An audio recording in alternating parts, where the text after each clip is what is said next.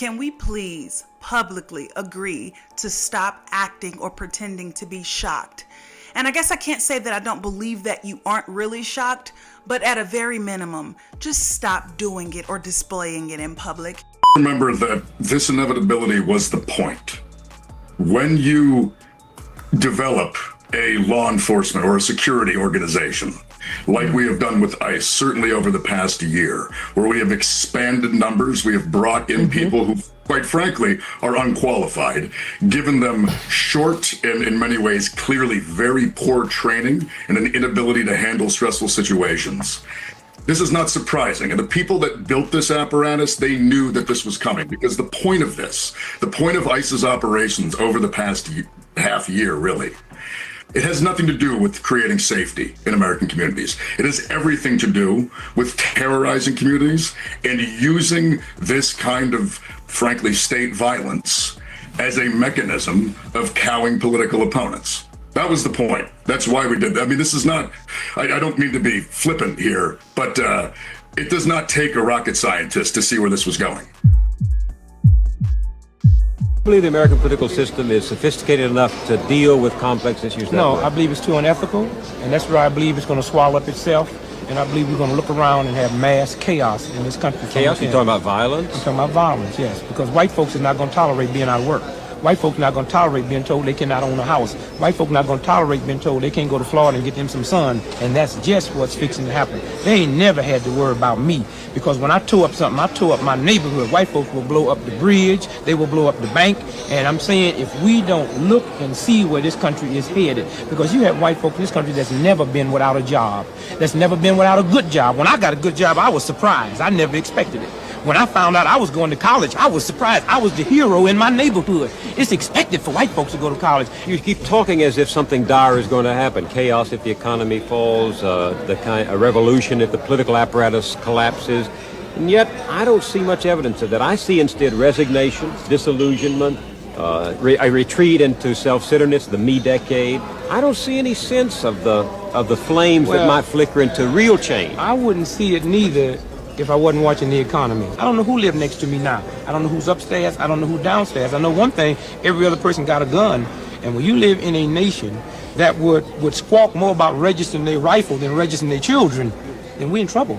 We are completely in trouble. I need you to change the conditions that reduces me down.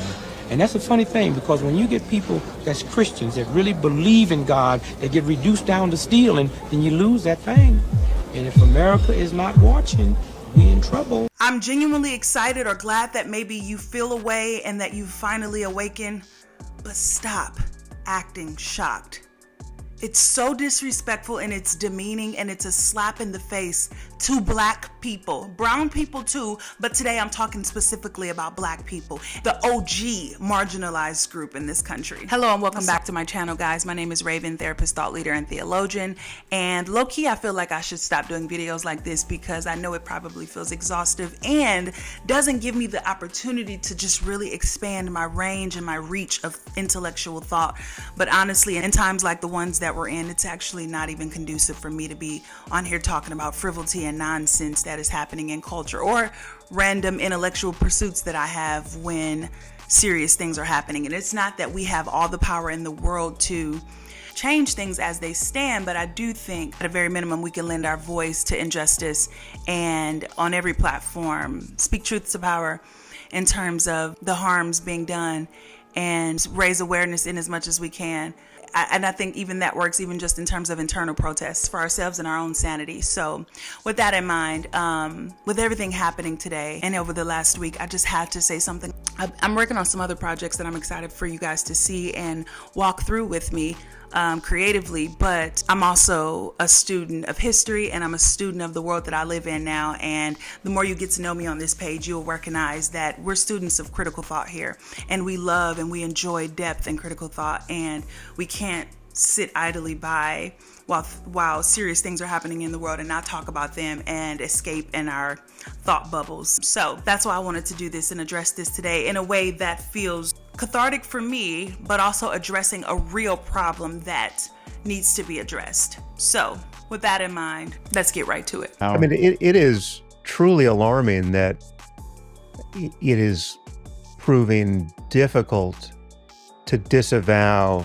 Nazism and anti-Semitism and Holocaust denial among mainstream Republicans. Moral collapse. This country has undergone moral collapse, and we're watching it right here. Authoritarian politics, fascism raving its afoot, voter suppression, government overreach. This stuff truly bubbles up fiery anger in my chest, because as a Black person, I'm always like, beloved, where have you been? You're uncomfortable now? Now that democracy feels fragile and elections feel unstable, your rights feel threatened. Now you're scared. Because Black people have been saying this. And no, not since 2016, not since Trump even, but since forever. We said it when Reconstruction was violently overthrown, when Black politicians were lynched. The Texas Rangers were so opposed to civil rights through federal law enforcement, they had to be abolished and reformulated under California Column Lieutenant Albert Jennings Fountain. It's kind of funny when you think about it that Texas's most famous organization was made by Californians in an attempt to keep Texas from resorting back to its white supremacist ways. That and every other measure failed when met with Southern resistance. One reason for the federal negligence of Reconstruction was their inability to form political solidarity. Andrew Johnson's attempt at removing Secretary of War Edwin Stanton resulted in Johnson's impeachment. He was only acquitted by a singular vote. When Grant became president, numerous corrupt scandals plagued his administration. Congress even impeached and convicted Secretary of War William Belknap. Such controversies obviously prevented serious enforcement of civil rights. Every time federal troops defeated a group like the Ku Kluxers, a dozen other groups arose in their stead. It was like fighting a hydra. When racists massacred Black people, starting in 1866 New Orleans and Memphis, the federal government really couldn't do anything to punish the perpetrators. When Jim Crow was codified into law, when they literally legalized killing and terrorizing. But if that's too far back for you, okay, cool. We also said it when the FBI ran COINTELPRO to destroy Black leaders, and when Fred Hampton was assassinated. Officers kicked open the door and shot Mark Clark, a visitor from another party chapter. They shot a sleeping 18-year-old named Brenda Harris. Then they shot in the direction of Hampton's bed. The mattress is just going, you can feel bullets going into it. The police fired nearly 100 shots. Fred Hampton and Mark Clark were dead. The 7 surviving Panthers were arrested, and police smiled as they removed Hampton's body from the scene. We also said it when the government destabilized and quite literally infiltrated and destroyed civil rights movements. Still too far back for you? Okay, let's bring it up a little bit more. We said it when the war on drugs targeted and intentionally destroyed our communities. Cause let's be clear, crack was killing us long before opioids touched y'all's faves. But God forbid a white family struggles with addiction at the hands of greedy corporations looking to profit off of weak and low-income people. Well, by golly, that just cannot be, can it? We said it when mass incarceration exploded and literally stole our family members, when police brutality became routine. Not that it ever wasn't routine, but we had the chance to see it in HD, and white America still found a way to delegitimize our pain and trot out their best to dismantle our efforts. But suddenly, it matters because it's touching you. Here's the truth.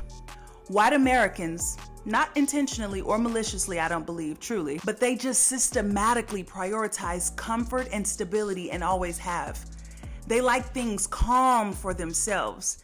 And I don't think that they don't want things to be good for everyone else, but the majority of them do. But the ideology they've come to believe about themselves and this country is so contrary to that being possible ever, because this country and the system that has upheld their calm and stability is the exact same one that has prevented all other people groups from having it all together. And up until recently, the only responses to that has been a mixture of racism is a global and vague term.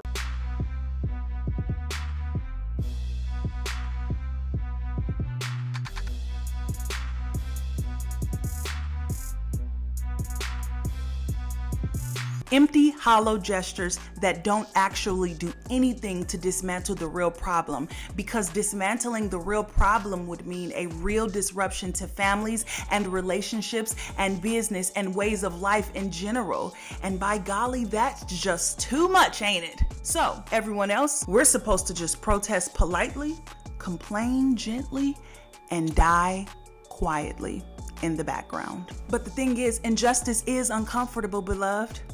As you are beginning to find out more and more, it's not just us without the jobs now. They discriminated against us at first, and that was just an unfortunate reality. But as the discrimination in the job market becomes increasingly human versus non, what then of your fight? The whites ready to turn up now. Yeah, sure, they clowned black people and consistently relegated us to second-class citizens and dismissed our real lived experiences and pains. But like, come on, they're doing it to the Jews now, like openly.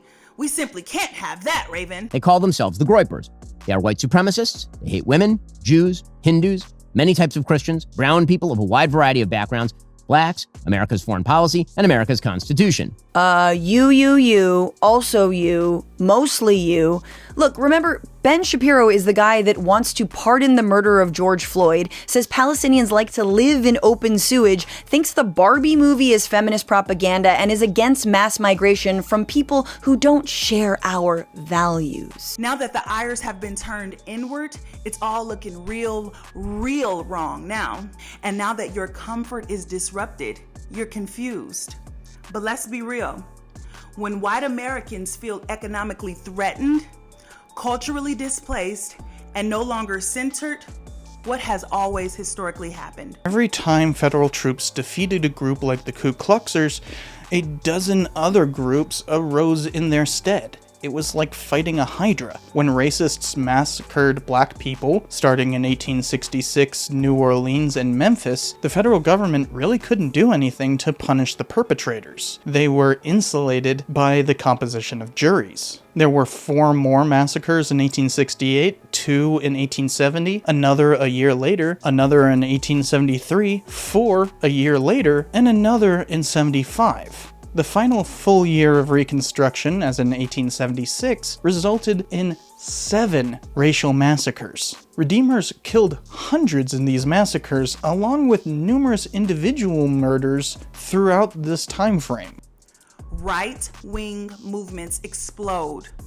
Nationalism begins to surge, and violence always increases. We saw it with the backlash to Reconstruction, the rise of the KKK, segregation laws, Brown v. Board of Education, white flight, the Southern Strategy, the Tea Party, birtherism, January 6th. Need I say more? That was whiteness unmasked. Not polite, not progressive, not tolerant, but reactionary. Entitled. That's what's most akin to American whiteness. Terrified of losing power. And to those of you who believe the FBI had something to do with infiltrating the J6 rioters and inciting them to that level of violence, to you I say, you're only proving my point further.